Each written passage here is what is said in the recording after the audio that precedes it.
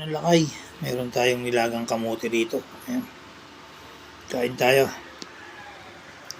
Nilagang kamote. Pang diet. Mga nagda-diet na katulad ko. Mga nagpapasexy dyan. Kamote.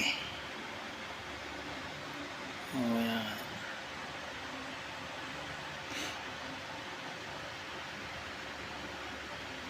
Tapos damihan mo na lang ng tubig. Ayos na. Pwede na nga itong hapunan. Ayan lakay. Kung sinong may gusto ng kamote dyan, pwede kayo pumunta sa palengke. Malapit sa inyo at bumili kayo. Kung wala naman, tawagan niyo ako. Bibili ko kayo. Ayan. Tapos pick upin nyo rito. Sino may gusto. Kamote.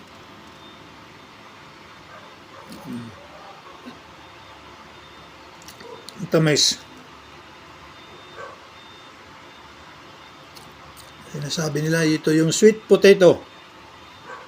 Sarap. Kulang na lang ng soft drinks nito. God bless. Ingat-ingat kayo lagi. Sabihin nyo lang kung sino may gusto. Bili ko kayo.